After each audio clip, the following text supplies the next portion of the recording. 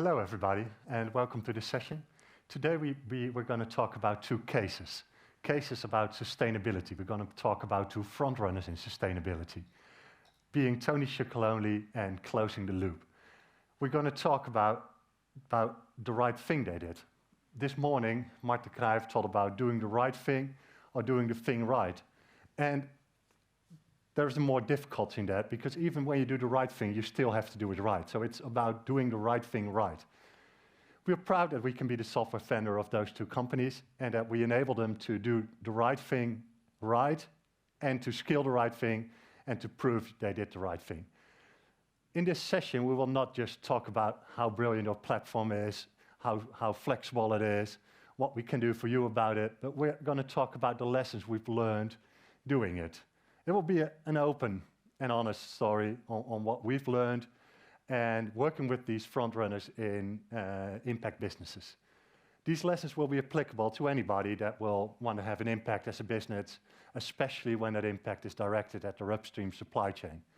A lot of us are creating products that are meant to produce happiness or good feelings for the people that buy them. A great question to ask as well is, do they bring happiness and great feelings for the people who make the parts that end up in your product? Or is your product as a whole, the whole cycle, contributing to happiness, well-being, and a better world?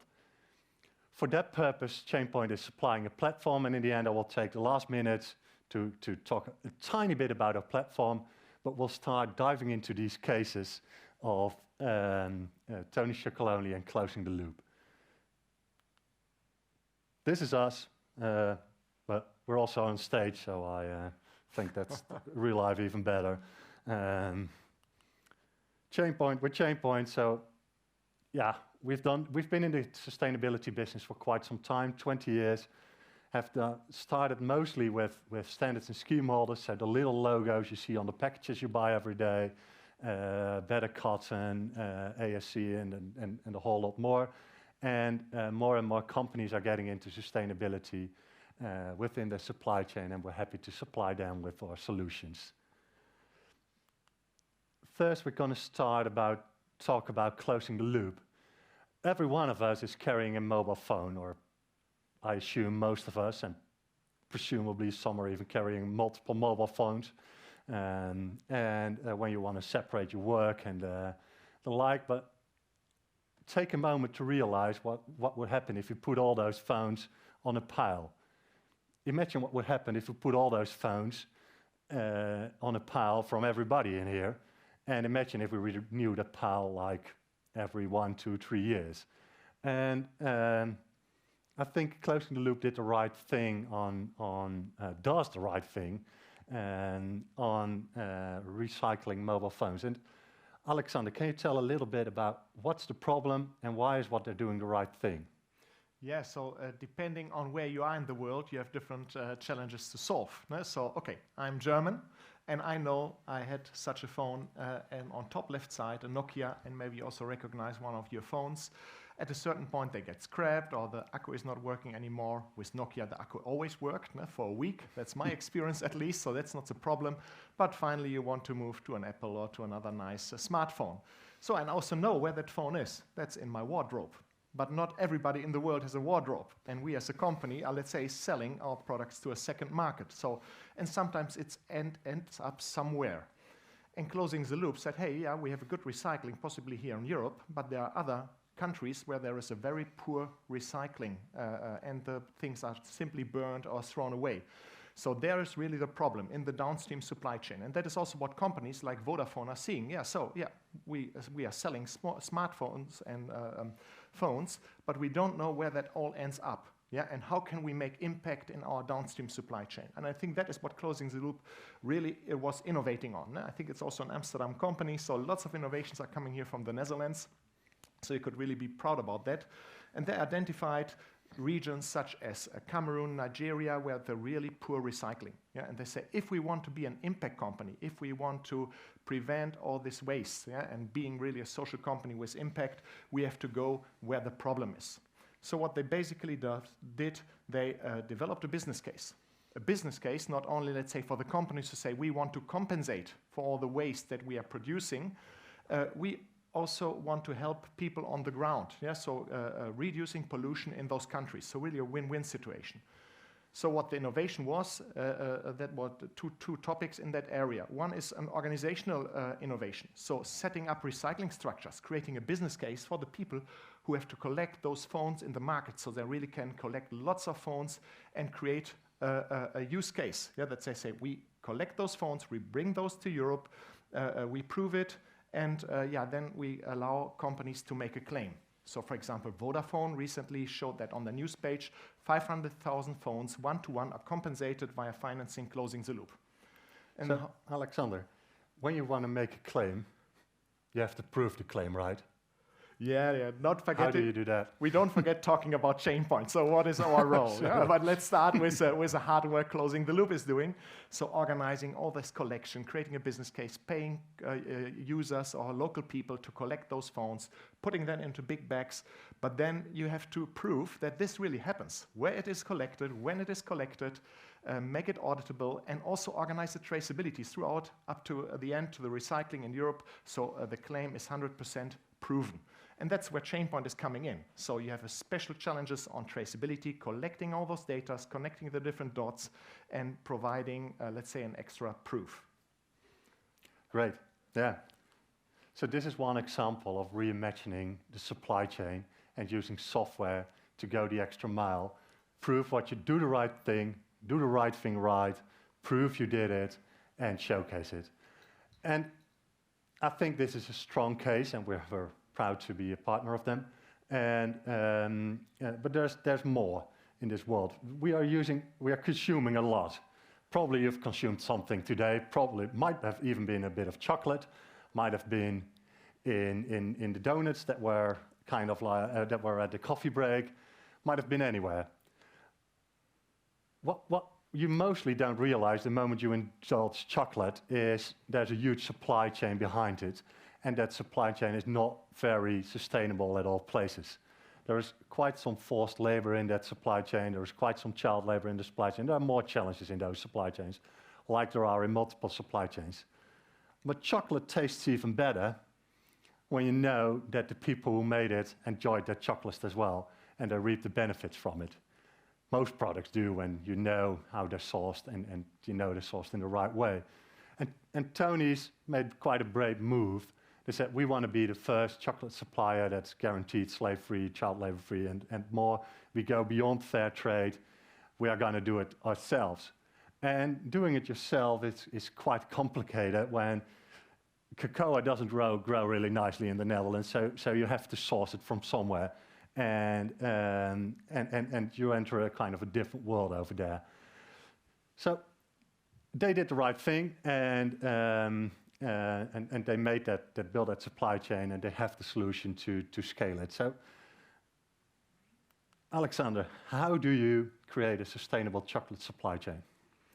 Yeah, so this is really an upstream supply chain problem. No? So we just talked about a downstream supply chain with not that many actors, but the chocolate chain is a bit longer. So you have lots of different interests. You have smallholder farmers, you have cooperatives, you have exporters, you have traders, you have processors. Yeah? Everybody knows that, of course, maybe Barry Callebaut. Then you have the chocolate makers, and then it ends up at the Albert Heijn store, somewhere at the airport, or you just buy the product online. So many different actors. So, and in order to really realize traceability, we have to consider that all those actors need a value proposition. Maybe you heard about all the, let's say, this big blockchain hype. Now there is traceability, there is transparency, everything will become much easier. And when I first heard about, let's say, this blockchain hype, I say, oh yeah, maybe that's true. Maybe we also have to go more towards blockchain in terms of a ledger technology. But yeah, finally, it's really people business. And I think that is what Tony's really addressed in a very good way from the beginning. So mapping out the supply chain, understanding that, and understanding the value proposition of the different actor. That is the foundation. Data systems are not magic. We can make life as simple as possible, mobile data collection offline, really copying over a real situation into, let's say, a digital traceability and a good claim system. But the foundation has to be set. And that's quite simple. If you cannot address that topic of a value proposition for the farmer or for the cooperative, then you will not have a successful traceability project. And I think this is one of the key topics why so many traceability projects fail. Quite simple, and Tony's addressed that very good.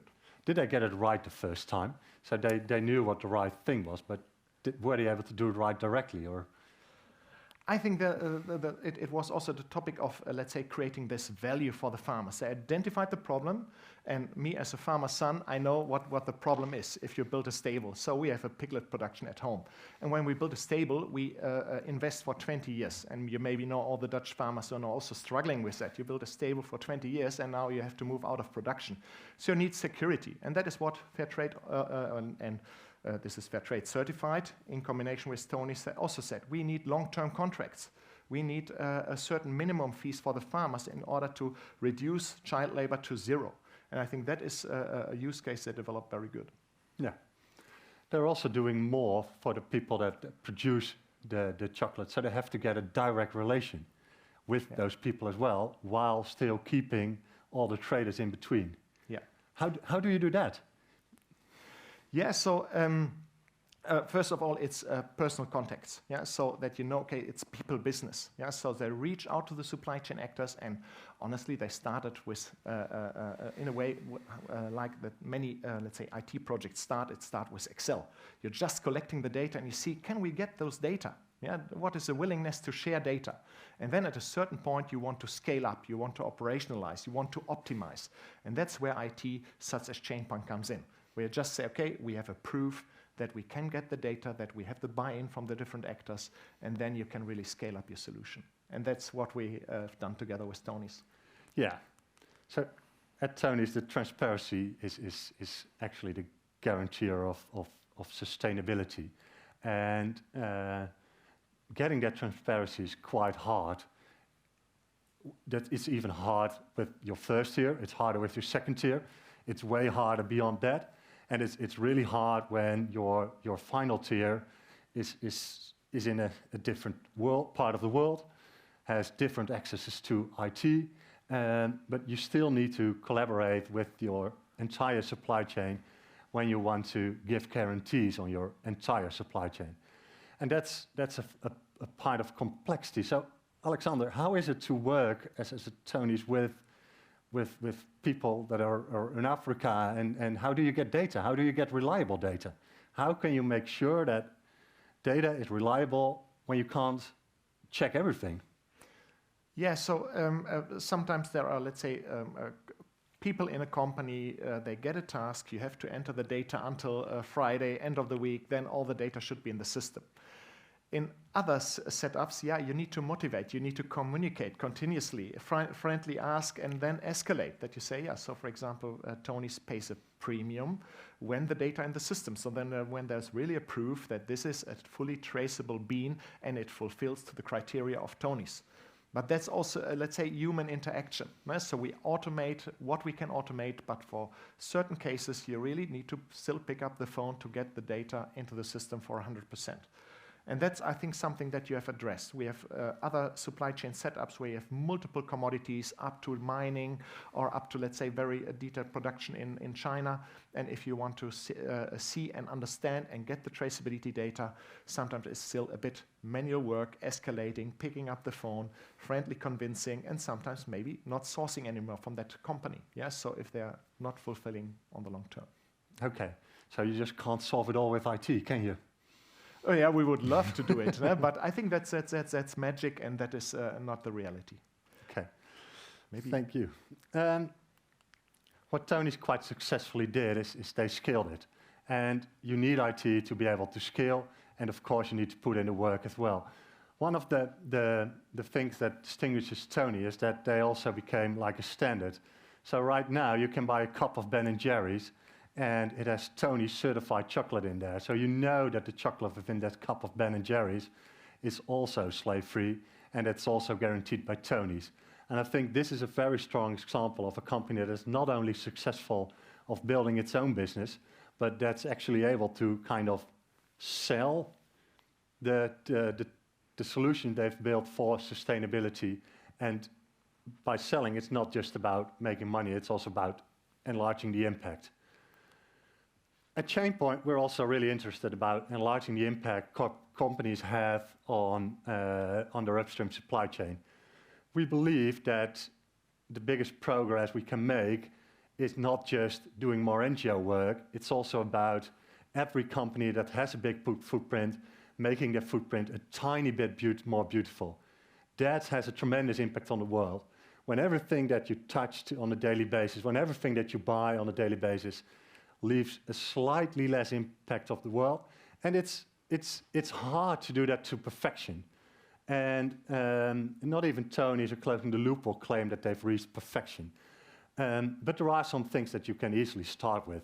It starts with getting to know who your suppliers are beyond tier one. You know probably tier one. You get invoices from them, but you have to know your entire supply chain to be even able to identify, and that's the second step, where your problems are or where your problems might be. At ChainPoint, we've worked with those special companies that are going the extra mile and the standard. So we have a lot of knowledge, and from that we've developed a solution that enables companies to set those first steps in quite an easy way. To make an inventory of who your suppliers are beyond tier one, identify the most presumable risk, and take some easy actions on that. And we're helping companies with that, and thereby trying to make the same impact like the companies we've mentioned for way more companies. And if you're interested in that, we're happy to see you. We're also happy to send you home with an example of one of the companies that you have. So we didn't ask Alexander to clear out his wardrobe for old mobile phones, so you'll be getting a bar of Tony's from my colleague up there, and as a reminder on this. And we hope to be in touch, and thank you for your attention. And if there's room for questions, then we're happy to answer them.